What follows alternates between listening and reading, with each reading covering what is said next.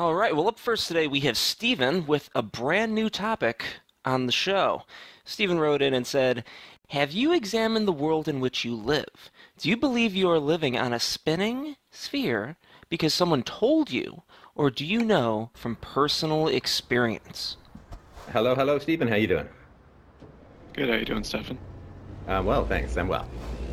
So, wondered if you could expand upon this in a non-spherical fashion.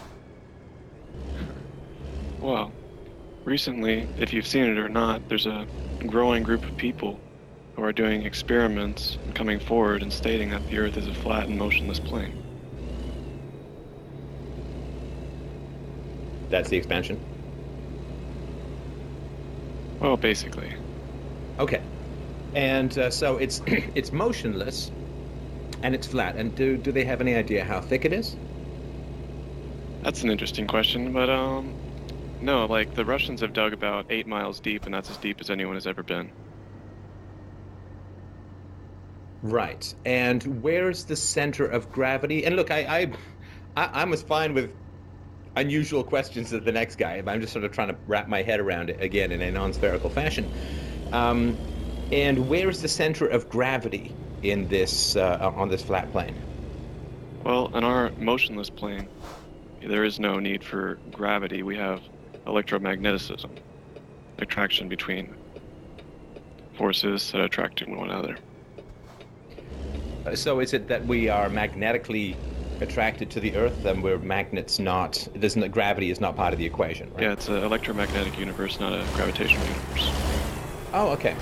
So now, do we orbit the sun? No, the sun, stars, and moon orbit us. Okay, and Mars, of course, orbits us. So it's Yeah, Earth-centered solar system, and the Earth is like flat. Is it rounded, flat, like a dinner plate?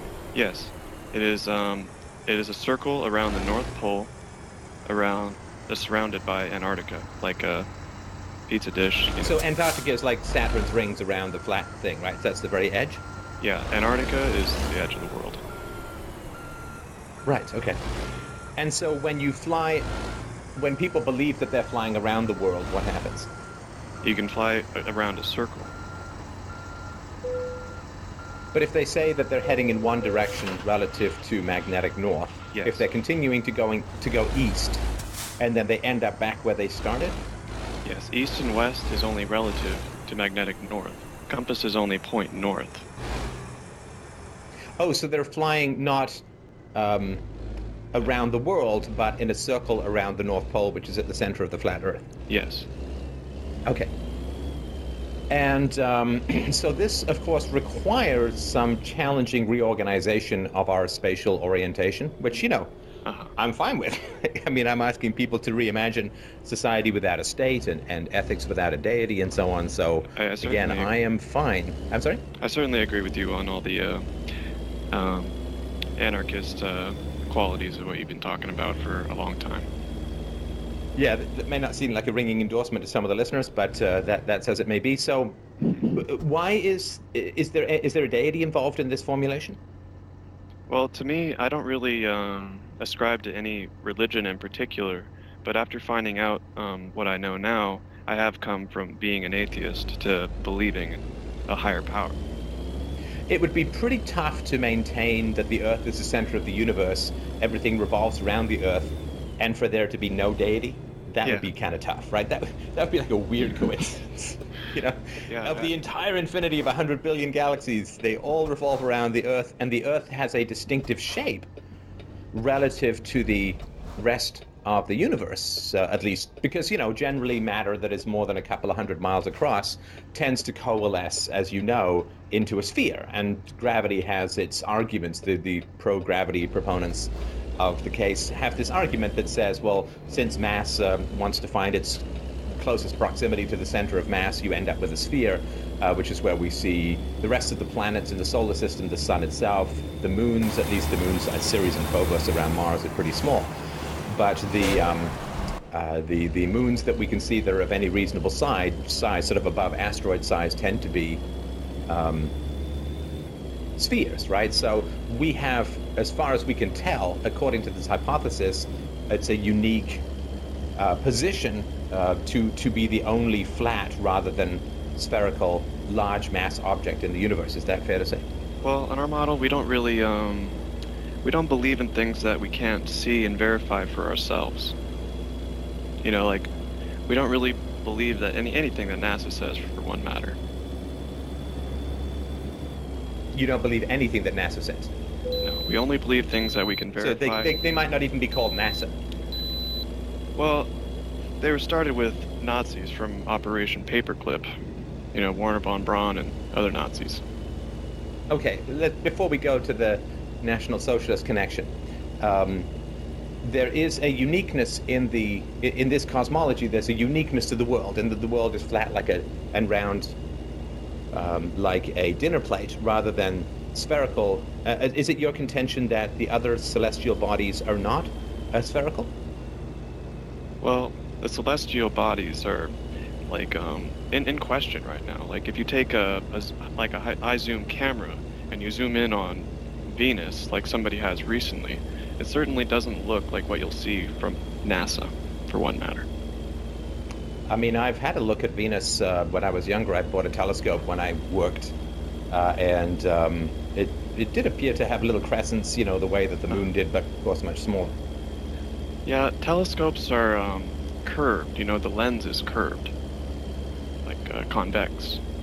Well, except that, of course, it correlates with what we see with the moon, that the moon has crescents that would indicate a spherical reality, and that accords with what we see with the telescope. So the curve of the telescope isn't fundamentally affecting the way that the moon looks to us, right?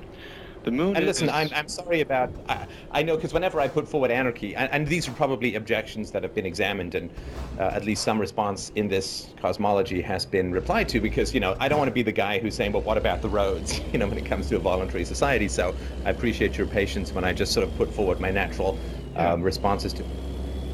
Yeah, there's no question that is wrong to be asking. You know, it's the whole world. It's a lot of investigation that it takes.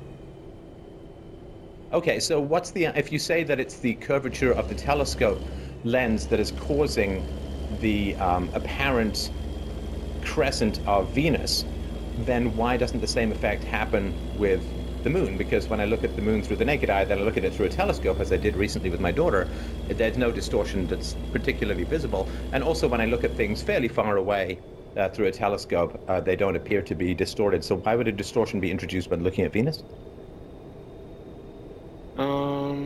Well, can I get to the moon first?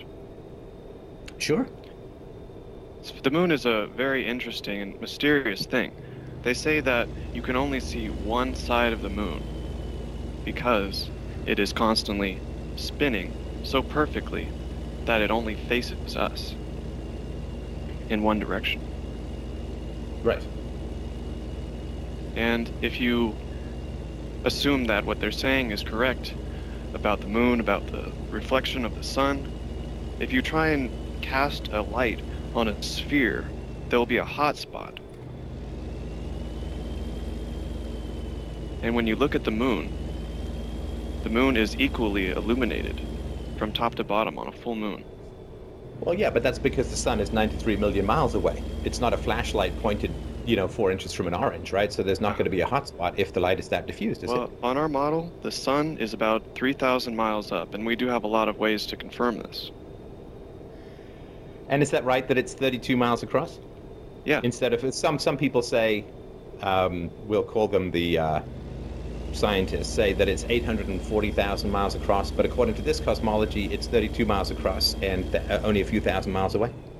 Yeah, the scientists throughout time have constantly changed their numbers. Like the distance to the sun has changed dramatically to fit their model, not to measure what it is in reality.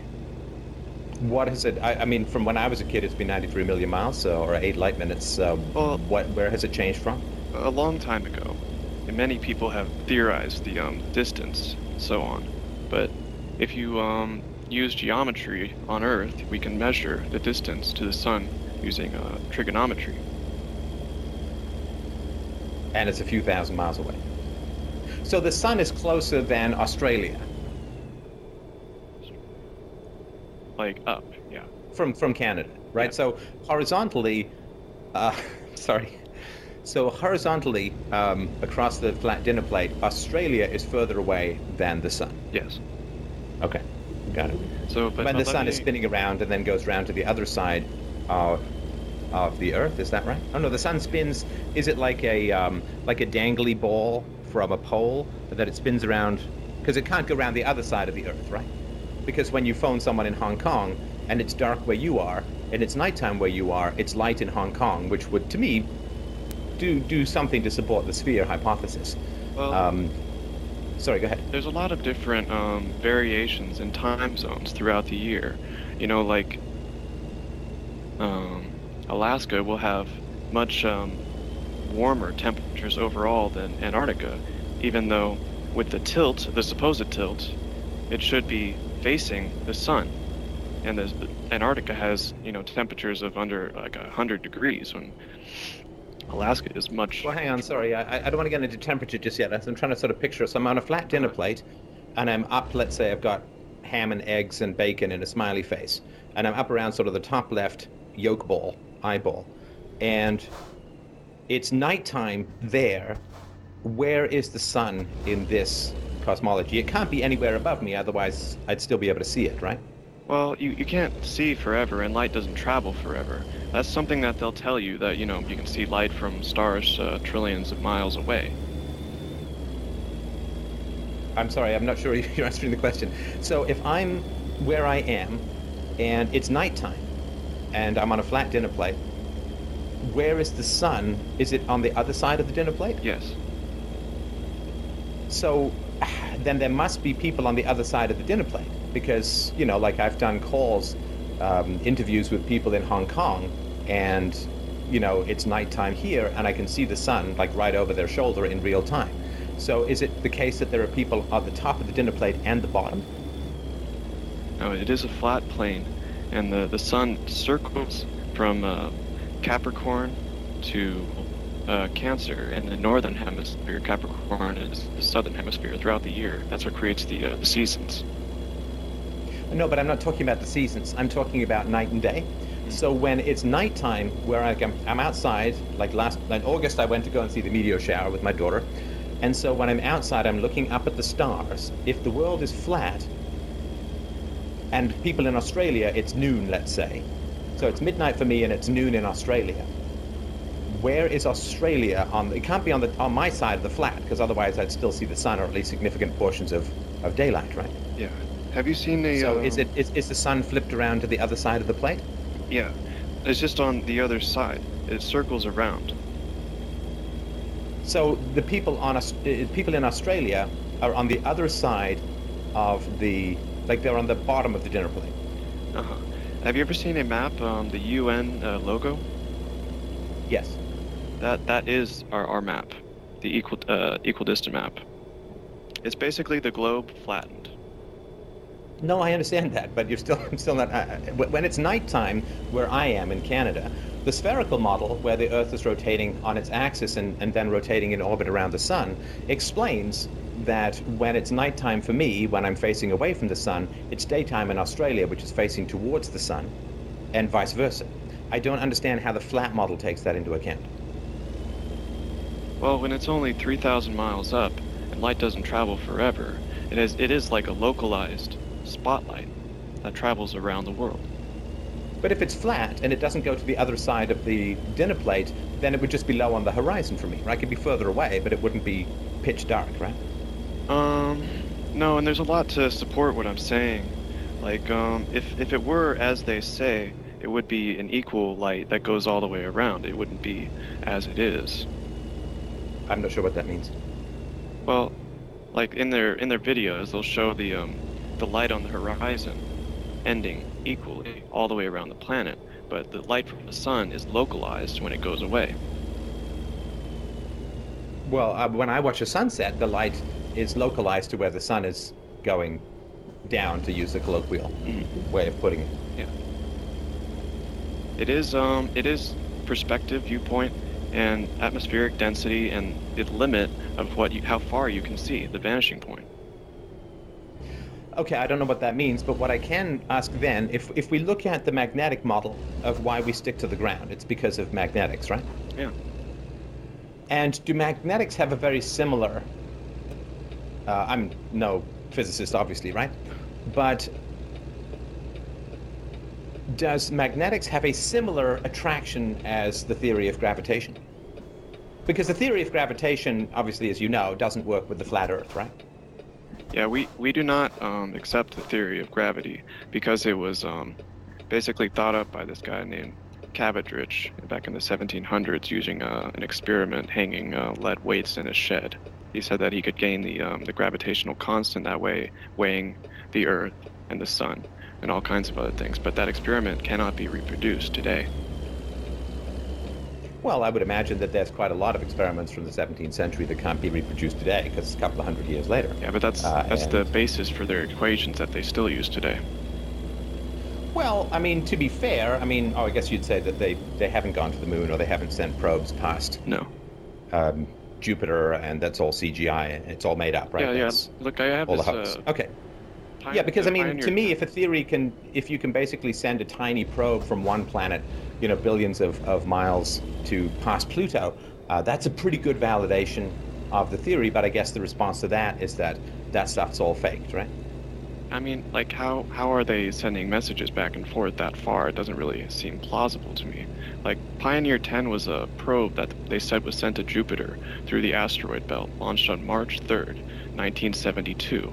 It was said to have arrived at its destination over 365 million miles away in only 20 months, bringing us images of Jupiter that could have easily been faked.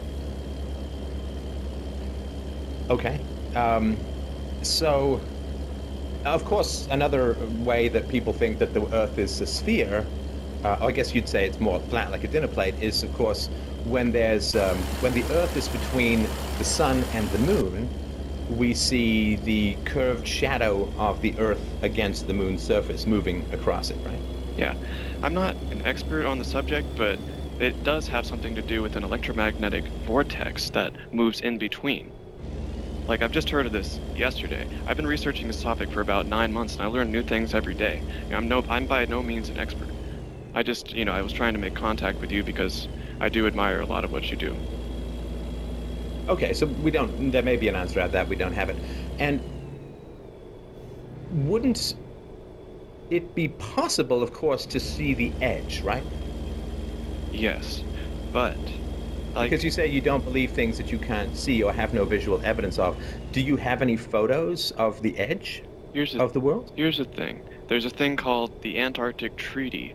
The Antarctica is actually guarded by every country around the world. I've seen documentaries from there. Yeah, you're not allowed to go there, and when they have people go there for a tour, you only go to like a pinnacle outside of Southern America. There are no flights crossing Antarctica. There are no circumnavigations. You can circumnavigate east and west, but you cannot circumnavigate north and south. So nobody flies over Antarctica and sees the edge, right? No. Like Operation High Jump, Operation Deep Freeze, and Operation Fishbowl are also operations that were carried out by Admiral Byrd after World War II that went into Antarctica to explore. And there's a documentary of him talking about all of the things down there. But you have no proof of the edge, right?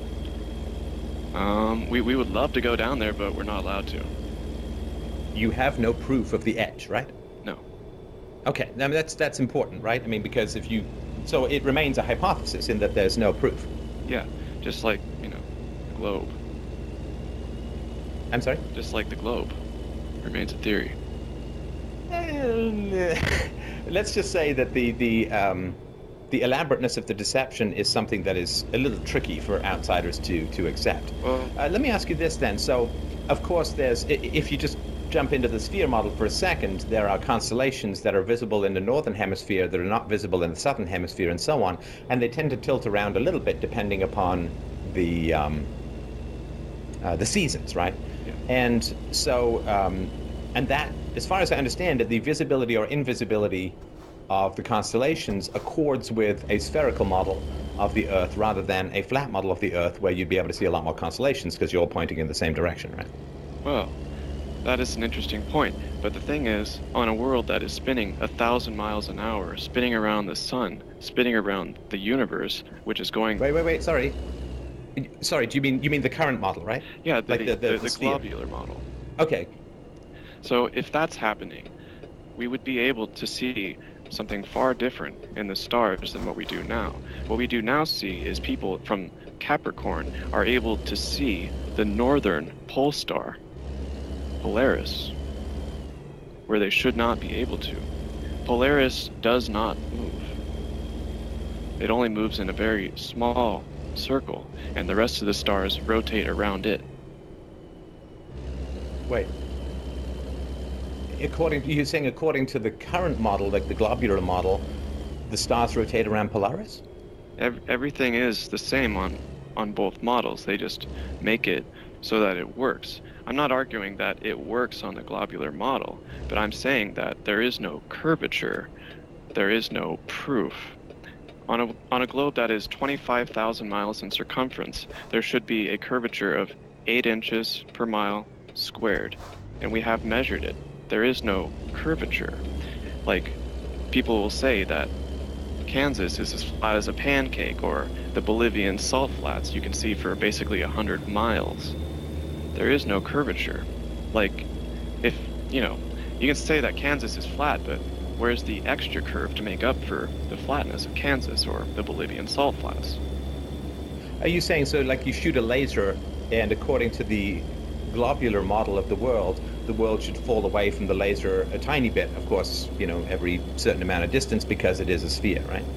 Yeah, I'll give you the, for the first 5 miles would be 16 feet of curvature, 6 miles 24 feet, 7 miles 32 feet, 8 miles 42 feet, and 100 miles 6,666 feet, exponentially growing because of the nature of a ball. And you're saying, so if you shoot a laser, I guess, I don't know, would be a perfectly calm ocean or something. If you shoot a laser, then the laser remains a constant distance from the water, which would seem to indicate that it's not a sphere. Is that right? Jeranism has done a test on this. He actually has done a 4-mile laser test across an ocean, showing that, he pointed a laser at this board, right on the water, a whiteboard. He pointed the laser on the water, had someone on the other side of the ocean, 4 miles away, and then he could look at the laser, and there is no curvature. There should have been 10 feet of curvature. It should have been 10 feet below the curvature. And this is on video. I sent you the video a long time ago. And so when I went very high altitude when I was 6, and then again when I was 16, flying from England to Africa, the curvature that I saw, would that be just something that I expected to see and my sort of eyes made it look that way? All fuselage windows have a curvature to them. At 30,000 feet, you would not be able to see a curvature even if it was a globe of 25,000 miles in circumference.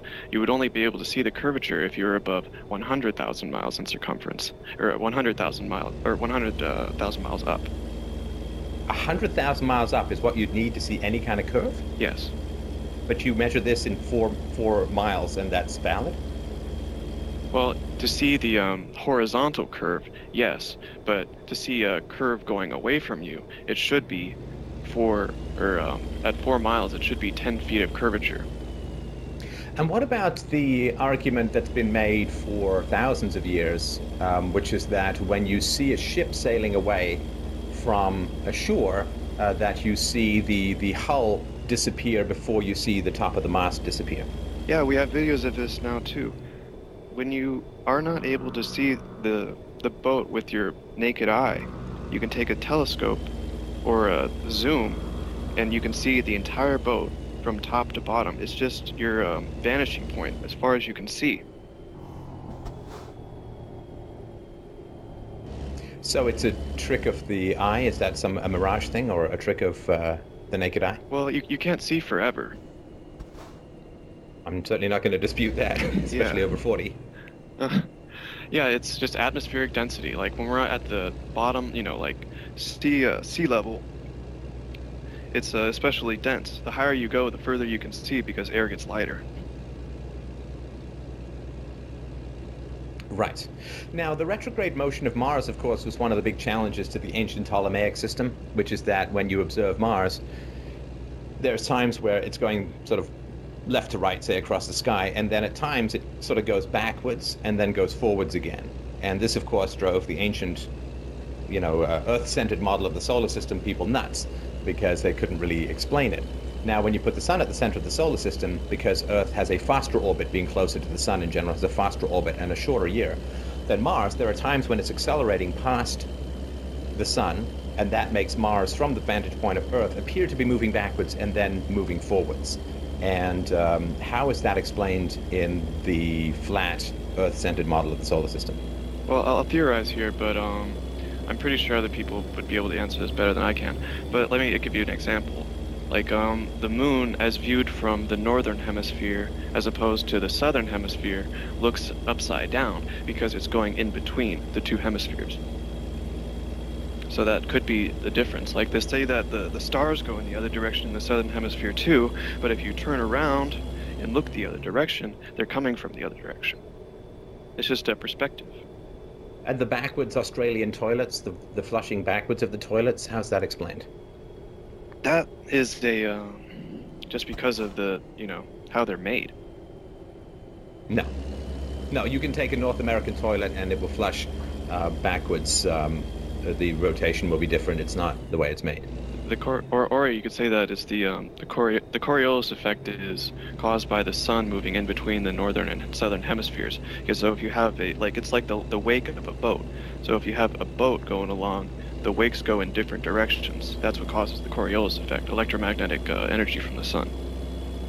Now, if I'm sticking to the ground because of magnetism and I'm not made of metal, how does that work? Is this a magnetism that also strongly affects things that are non-metallic? In your atoms and electrons. Well, yeah, but that doesn't mean that I stick to a giant magnet in the way that a piece of metal does.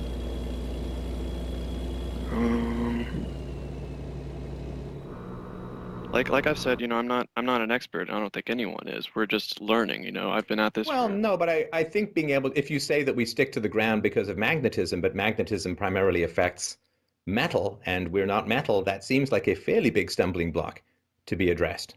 Because then what you have to do is you have to say, well, there's a special kind of magnetism that affects everything that's not made of metal plus metal, and then this just sounds like another way of saying gravity. Well, atoms have electrons that have attraction to one another. Yes, of course, but I can still hold a magnet up to my hand and it doesn't stick. It just falls away, right? Yeah. Like the theory of gravity is basically there so you won't go flying off of the spinning ball, from centrifugal force. I don't think that's how science works. Like, I don't think you say, well, we have this theory so you don't go flying off. Are you saying that you'd have to explain why people stick to something that's spinning round and round, and without gravity we'd all just fly off into space, as would the atmosphere? How does the atmosphere stay on the Earth? Well, in the flat model, there are are the clouds magnetically attracted to the Earth as well? There are two theories, like either the infinite plane model, which some people believe, but most people believe that it's a dome. Oh, like a Stephen King dome over a town kind of thing? Like a Truman Show type enclosure, yes. Oh, okay, so it's like that medieval woodcutting of the guy sort of peering through the edge of the dome and looking at the world beyond the world kind of thing? I guess you could say that. Okay. And how high is the dome? Let's see. Well, people, I sent you a video of an amateur rocket going up 73 miles and then hitting. If we're talking about the dome model, I would imagine that it would be higher in some places and lower in others, like lower in the southern hemisphere than in the northern hemisphere. And do you have any idea what it's made of? I assume it's clear, of course, because the sun has to shine through it. The sun is not under the dome, right? There's some people who think that it's made of sapphire. There's some people that think the sun is above the dome. There's some people that think it's in it. Oh, the sun is in the dome. These are all theories. I don't know what I'd quite call them theories as yet. Conjectures, possibly. Okay. And I'm just curious why this is an important problem to work on? Because when you're on a spinning globe, you're the small part of the universe. You're not the universe. You're only one very small part. You're one sun. It's not the sun. It's not the world. When you're an insignificant part of the world, it makes it seem like You're insignificant, right? yeah. Sorry, Mike just told me that the toilet thing is a myth, but hurricanes rotate the opposite direction Yes. in the two hemispheres. And like I was The reason being that sometimes my bowel movements are so strong that I often get toilet flushes and hurricanes confused for obvious reasons that my family's always very excited about. So there's a psychological preference that you have for being in the middle of a sort of Truman Show constructed universe that is built with you at the center and as the most important element. Is that right? Well, I haven't seen any proof, from anyone other than NASA saying otherwise. So, it's just what we're working with. Well, no, it's not just NASA. I mean, trust me, people thought that the Earth was a sphere long before NASA came along. I mean, it would be thousands and thousands of years ago, as you know, where they did that experiment where they put the two sticks in the ground, 2,000 kilometers apart or something like that, and found that they had differently pointing shadows at the same time of day, and they were actually able to calculate the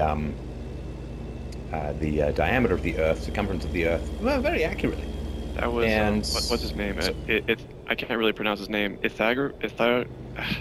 But he supposedly discovered the tilt of the Earth and the circumference and the distance to the Sun. But all of his measurements and work was destroyed in a fire, so there's no way to confirm what he did. But the stick. Oh, no, they can reproduce. No, they can reproduce those experiments, and those experiments remain the same. The stick thing is explained by the Sun moving over.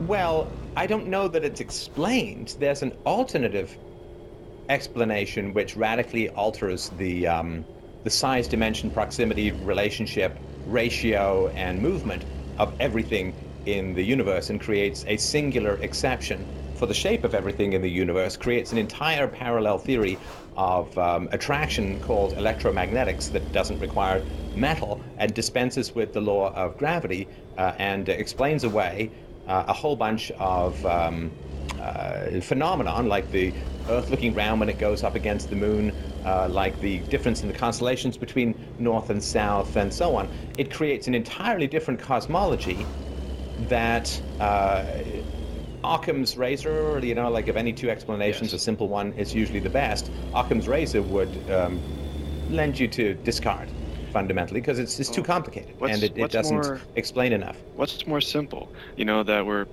spinning on our axis and tilted and spinning around the sun and spinning around the universe and all that, or just we're a fixed and motionless plane. I mean, have you ever felt a spin or a motion?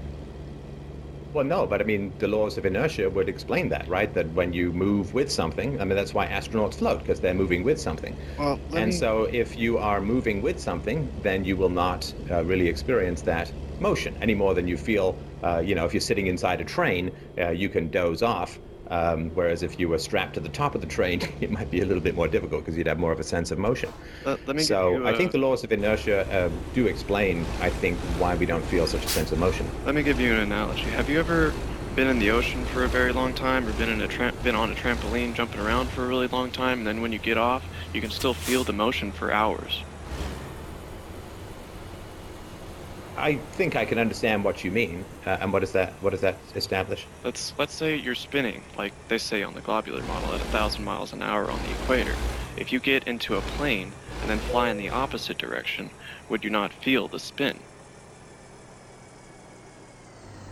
No, because you're inside the plane, and you're moving with the plane, and the air is moving with the plane. Well, here's the thing. East and west flights are about the same time. So when you're flying against the spin of the Earth, you should be getting to your destination at 1,500 miles an hour instead of just 500 miles an hour, as opposed to flying with the spin going 500 miles an hour in your direction. Because they say that the atmosphere is pulled along at 1,000 miles an hour. But if you're going against... But you're not moving independent of the Earth and its atmosphere. You're moving in the Earth and its atmosphere. right? So if you think of a ladybug on a tennis ball, if you spin the tennis ball, the ladybug can walk from one sort of little stripe on the tennis ball to another. And if you spin and then it turns back, well, the ladybug's going to take the same amount of time to go back, right? Because it's moving with, everything's moving the same direction, the same way, and in the same context. Yes, but if it's moving, the wind should be moving 1,000 miles an hour towards you. No, because the air is moving with the Earth, right? As far as they say. But we do have... Well, okay, but here's my question. What's your disproof hypothesis, right? Now listen, if you guys are able to break through the army of robot penguin guards or something like that that's in the Antarctic and are able to show the edge, or able to go up in some manner and show the edge of the Earth, or able to perform miraculous feats of physical prediction using an electromagnetic theory that doesn't require magnetism and metals, well, that to me would be okay. Yeah, you've man. blown my mind, and that's really cool. But my question is, what is your disproof? Because it seems to me that there's this belief that this is the case, and then the sun gets changed in size and it gets moved around, and stuff gets explained away, and then we discard gravity. Because, of course, if gravity theory works, a flat Earth is kind of impossible, because, of course, as you keep walking towards the edge, the gravity well is behind you, and it's like going up a further ramp until you get to the very edge, in which case you're just standing on the edge, and I guess that's close to being what we have now. So tell me how you would know that this thesis or this theory is false. Because if there's no falsifiability, it's got nothing to do with science, right? Yeah, there are many. We have flight instructors coming out and stating that we all fly over a flat Earth because of gyroscopes. Gyroscopes are devices that are made to withstand all forces, including gravity, to keep level. So using gyroscopes, they keep level. Of course they keep level, because that's the theory of gravitation. Because they're at a relatively constant altitude over the Earth, and so of course they're going to stay level, because everything's pointing towards the center of the Earth, which is the center of gravity. Gyroscopes are made to withstand g-forces, gravity, and everything to keep... No. Unless they're anti-gravity gyroscopes, you can't... There's nothing that withstands gravity. I mean, a rocket ship doesn't withstand gravity. That's why you need so much candle at the bottom of it. But they're made to keep upright and withstand all forces. No, they don't withstand all forces. They overcome those forces. Right? Like, I'm not defying gravity when I climb the stairs. I'm just climbing the stairs. I'm working to get away from gravity, right? I mean, I'm still subject to it. I'm not immune to it. And gyroscopes can't be immune to gravity. And the theory of gravity would say why they would stay level as you fly around the Earth. They're made to stay upright. So when pilots fly upside down and go all over the place, it stays level. They have an artificial horizon, the rising of the horizon. So when they fly, they keep level. On a globe, flying at 500 miles an hour, you would constantly have to dip down your nose to keep at the same altitude. But what they do is they fly at the horizon. The horizon always rises up to your eye level, no matter how high you go. On a globe, the horizon would always drop down. But on all amateur balloons going up to over 125,000 feet, it shows no curvature. It shows the horizon at eye level and no curvature. So you still need to tell me how you would know if your theory is false. How we would know if it's false? Yes.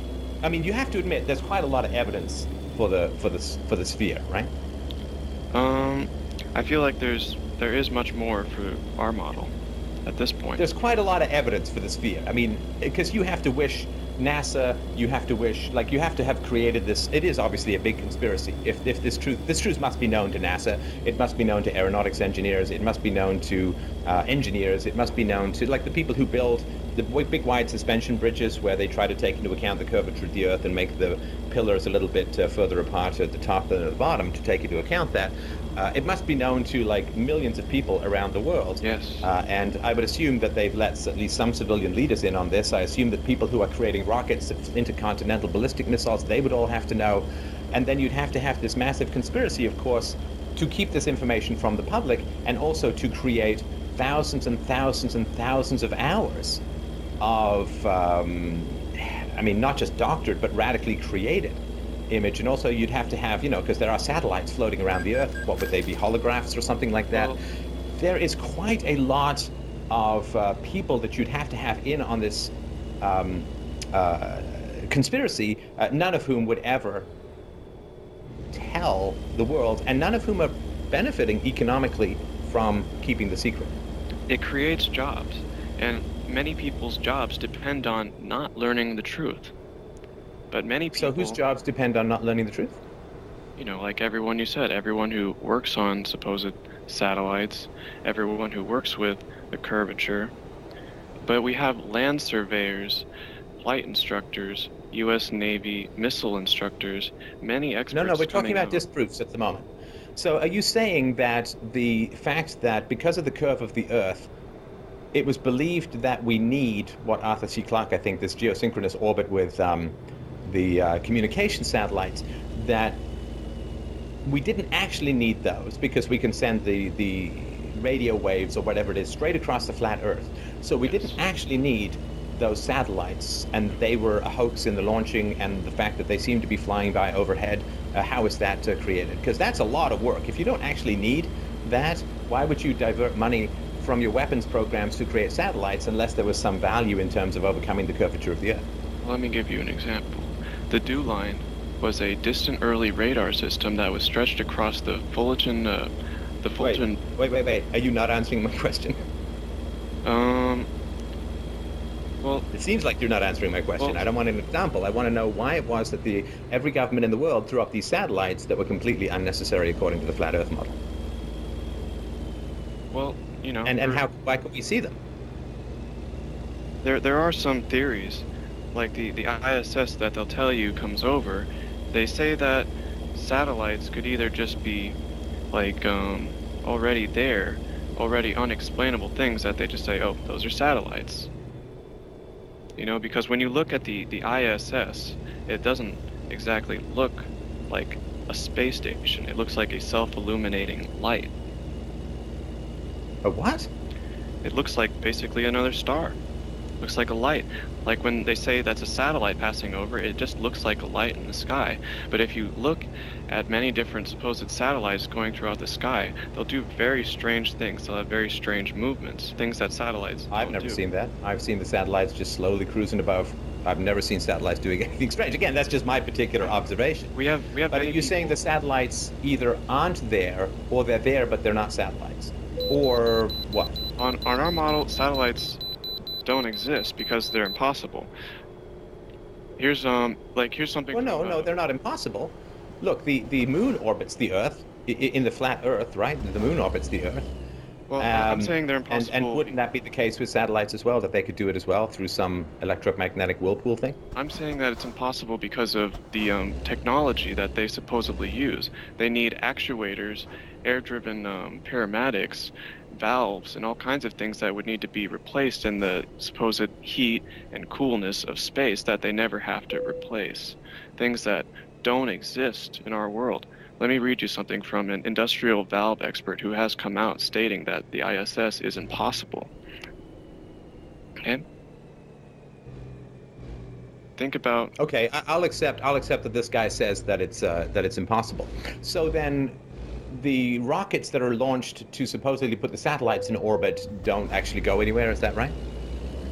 Well, as far as I'm concerned, nobody has ever gone into space, and when the rockets launch, you can see that they're not going straight up.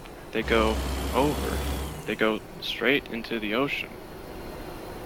They go straight into the ocean, these rockets? They make missiles, they're a military wing of the government. That's NASA. Okay. Now, tell me again, what is the hypothesis by which this could be, or the results by which this could be disproved? Now, clearly, if you were able to fly over the Antarctic and then you ended up not going over the edge, clearly that would be a disproof of the thesis, right? Yeah, there never has been a north or southern circumnavigation.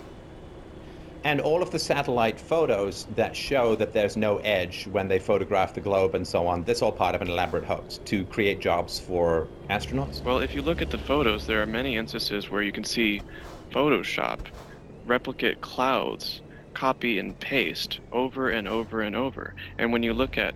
Wait, are you saying that these people who are incredibly intelligent are really terrible at creating their fakes? I could show you. Yeah, it's terrible. And is that the case with all of them? Because there could be mistakes, right? Yes. I mean, because they can't take photographs of the whole planet. They do have to stitch them together. And it certainly is possible when you've got thousands of copy and paste that all need to line up exactly that you could make mistakes and replicate and so on. But are you saying that they're... Because the way that if these people are that smart, right? I mean, you can go and see Jurassic Park and see a very realistic looking dinosaur that makes you slowly pee yourself throughout the whole movie. But are you saying these people are very bad at creating these fakes? They are obviously very bad. They are very bad images because, like in many instances, the size will change. Like the size of the United States will get extremely different in different photos throughout time. It's like, it's just totally different. It's like... Okay, so they can keep what would be really the greatest secret in the world.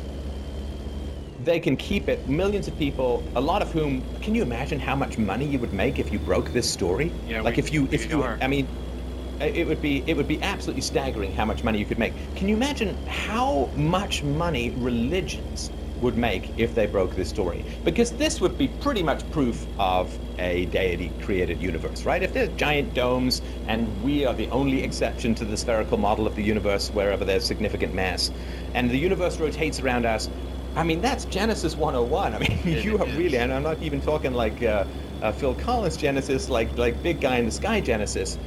So why wouldn't religions send up probes or drones or balloons or whatever and take pictures of the edge and come back and say, dudes, everyone is. You've been lied to. Everyone is, though. Where everyone is starting... I haven't seen a picture of the edge. Have you seen a picture of the edge?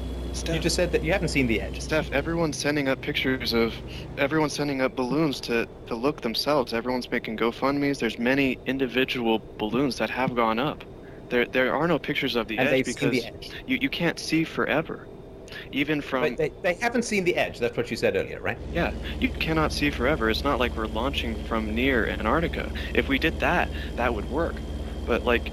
In the individually launched rocket that went up 73 miles from Nevada, you could see the moon when it should have been on the other side of the supposed planet. Well, I can't speak to any of that. But what I can say is that you do seem to have a theory that can't be disproven. Because whenever I talk about standards for disproof, you say, well, they guard the Antarctic and we can't check. Or well, I don't really have an answer for that, or there's some guy who says something or whatever, right? But that's not really science, right? To say that every time that this thesis could be disproven, there's some barrier to that disproof. Or you've created an alternate theory of attraction, which is like gravity but not gravity and so on, which to my knowledge has not been proven. You understand that there's a lot that's not science. Plus, you have to create this universe with the dome, with the Earth at the center of the universe, with the sun 32 miles across, a couple of thousand miles away, and there's lots of challenges around this. You understand that, right? I understand that this is a very, very hard thing to wrap your mind around. Like, I didn't wrap my mind around it in 45 minutes. It's really not, because it is in the category of false, scientifically. In my mind, there's no experiment to show a curvature. Like, you can go up in a balloon and not see a curvature. Like, this is what... Have you gone up in a balloon? You say you don't see things. Look, are you saying that NASA can fake the entire space mission? And the Russians with Sputnik, and they faked the whole thing. Yep. Since the 1950s, Yep. It's been completely faked, but no one can fake a picture taken from a balloon and smooth out the curvature. Have you seen it yourself? They use fisheye lenses, and they have, like, the Red Bull jump. They have a fisheye lens on it, and the curvature is the same from 25,000 feet. Have you seen it yourself? Have I seen what? Like the lack of curvature. Yes. Directly, with your own eyes in the balloon.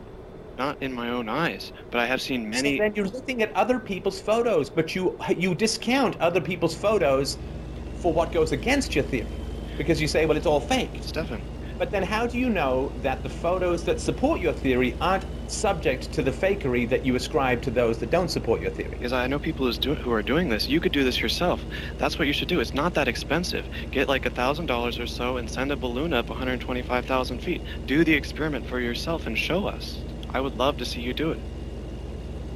Have you done it? My friend Daryl is doing it right now. Have you done it? I have not done it myself. We're kind of, underpaid. You don't have the money to do it. Oh. Right. But we do have many people who are doing it right now and who are actively doing this. I have a question for you. Yeah. This is, if you're wrong, this is very costly for you, right? And just because look, if I'm wrong about a voluntary society, or listen, if I'm wrong about being an atheist, oops, hello, lake of fire for eternity. No, come on, man. Right? So if I'm wrong, like I'm conscious of this. Like when I put out stuff in my show, I'm very cautious. Very cautious, right? Like, I mean, I'll say, well, it could be true, and especially when I'm talking about science and stuff, right? Like global warming and stuff like that. I have never said it's false. The hell do I know? I'm just, putting out reasons why I have some skepticism. And so, but if we look at something like religion, and if I'm wrong, that's like the worst conceivable mistake I've ever made. I don't get to be reunited with my family after death. I don't get to jam with Freddie Mercury on the Infinite Laser Space Beam guitar set.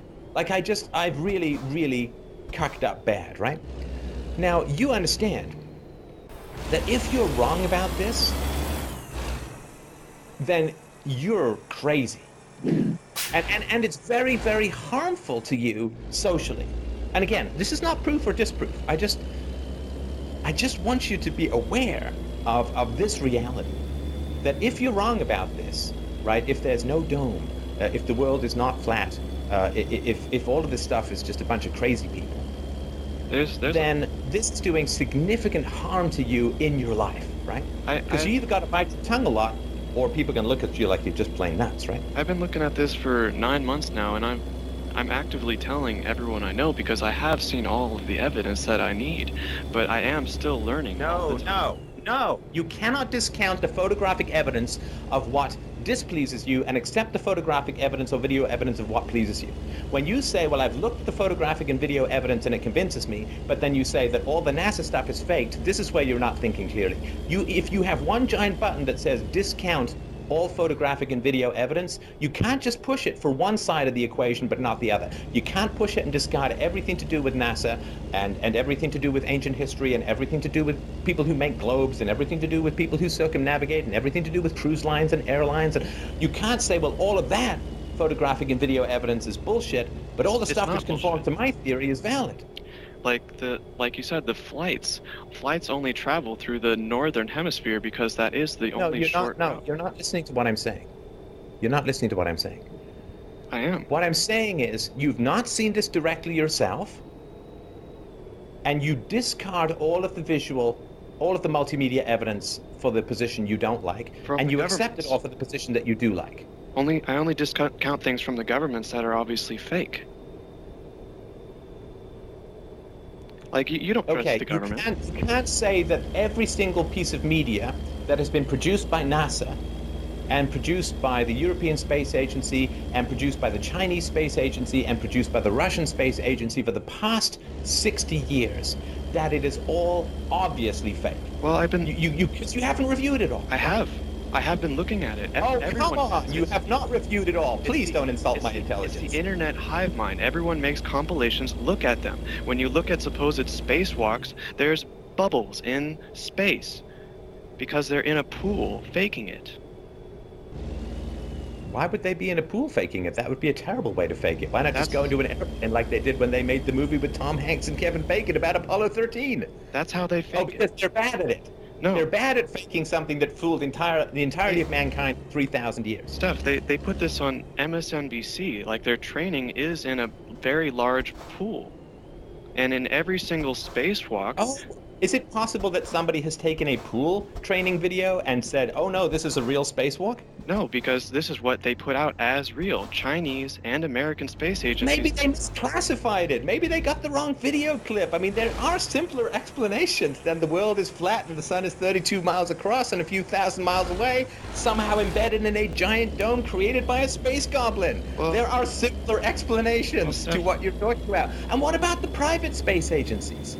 Like You SpaceX? say you discount the government. What about the private space agencies? They have lots of photos and videos. They're government subcontractors, Oh, so you can discount them too. like So SpaceX. everything that doesn't conform, you understand, I'm trying to fight for you here. I'm not trying to fight against you. I'm trying to fight for you. Everything, you have a magic wand which says everything that doesn't accord with your hypothesis, with your preferences, can be waved away. But Because you can just say, well, it's faked and there was a bubble, oh, they're government subcontractors, you can get rid of that. Oh, we can't go past the Antarctic to actually check where the edge is. That's a pretty important thing. we can, because we can calculate where the curvature should be. We have photographic evidence, and I have seen much further than I should be able to see on a globe. Hang on. Photographic evidence? And like the Thought I you live in discount- I live in California. When you go to the Great Valley, you see much further than you should be able to see on a globe. These are things that you can find out for yourself. Like if you go to the CN Tower in Toronto, you can see. Okay, so hang on. You're saying that when I brought up the example of the ship sailing over the horizon, you said that that was invalid because my eyes were playing tricks on me or something to do with the atmosphere. But when you go to California and you look across a smoggy countryside, somehow it's perfectly valid as a way of figuring out whether you can see far or not. You understand? Your stuff doesn't hang together, and I'm saying this to No. you because I hate the cost that this has had for you professionally and personally. You may meet some great woman or guy, I don't care who you're into, could be an alien, I don't know. But you might meet some great woman, and then you're going to go off on this flat earth stuff, and she's going to take several slow steps backwards. Or she's going to hit you with these kinds of critical questions, which I'm telling you, man, you're not answering very well, because they're kind of unanswerable. No, it is atmospheric density that determines how far away you can see. And by using a telescope or a zoom, you can see further, but you can't see infinitely far. You can see further than you should be able to on a supposed globe. So what you're saying is that you keep repeating that you can't see infinitely far, right? Yeah. The fact that you feel the need to say that tells me that you're not thinking critically. Like, if I said to you, well, if I kept repeating to you something like, you can't see through a wall, that would be kind of a weird thing to keep hearing, right? Now, saying when you can't see infinitely far, I mean, of course you can't see infinitely far. Why would you need to keep repeating that, right? I mean, this tells me that you're kind of stuck in a loop here, right? Well, it's a What hard is thing. when you say you're underpaid, what's your job?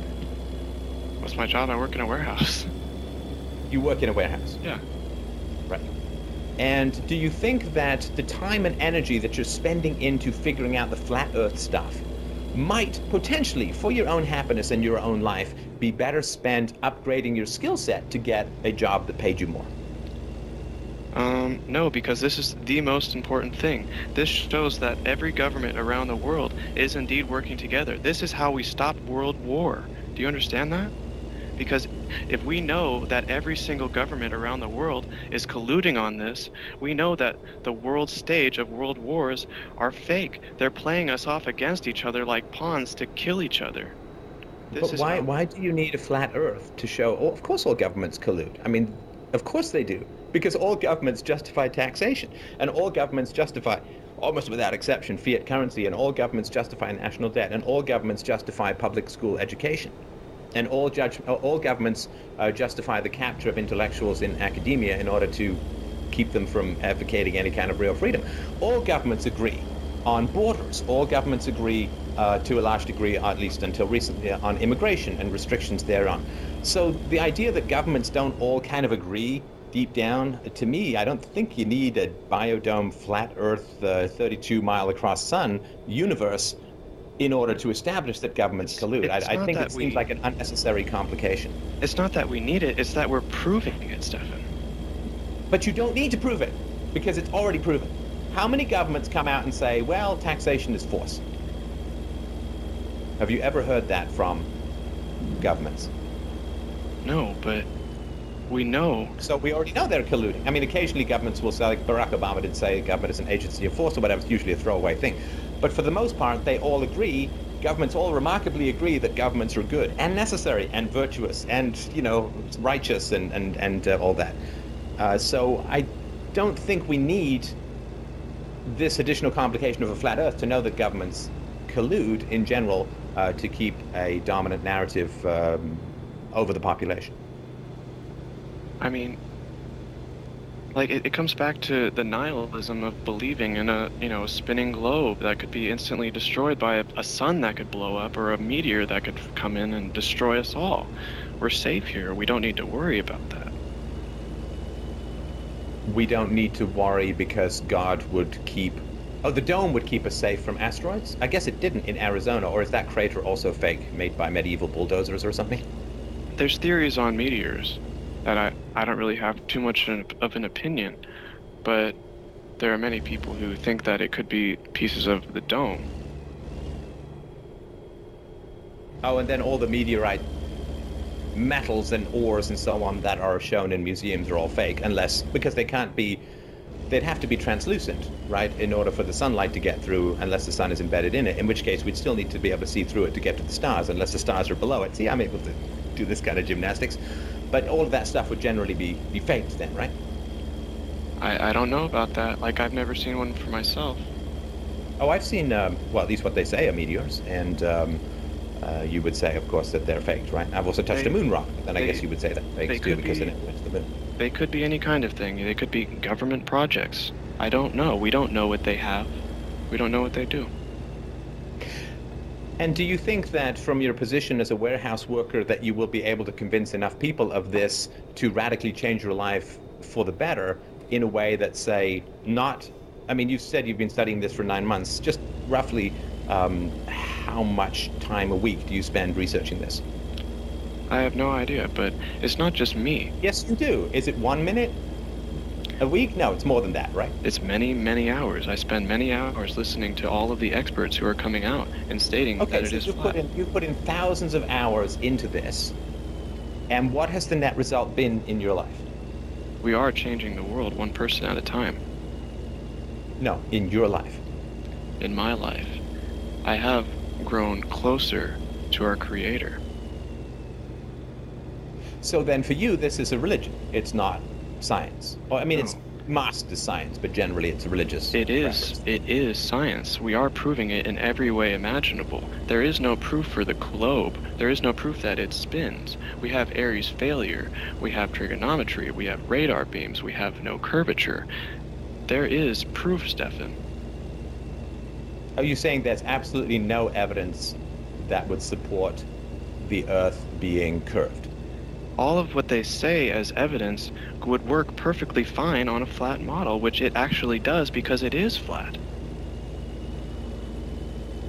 And would you say that there are some things that the flat earthers argue for that are also well explained by the globular model? Such as the sun being 640,000 kilometers across and 93 million miles away, 640,000 miles across, 93 million miles away. That would explain some aspects of what the 32 mile across, relatively close sun. They both explain some aspects of it, right? Yeah, I don't deny that it works on their model because they've had 500 years to work out all the kinks. We're just Actually, a couple of thousand years, but okay. Well, I think we'll obviously, I'm not even going to agree to disagree. I think that this hypothesis is driven by an emotional need for you. And I would imagine that has something to do with your childhood. And you said as much. I'm not right. You're saying it makes you feel secure. It makes you feel closer to your creator. It gives you a religious perspective on the world that is of comfort to you. And that doesn't, again, that's not an argument to say that everything that you've said is perfectly false. I'm just saying that it is driven by an emotional need. And therefore, it is resistant to empirical evidence. Now, I have no problem being resistant to empirical evidence because we all have to invest in a worldview, and we do all have to, the more we commit to that worldview, the more invested we become in it.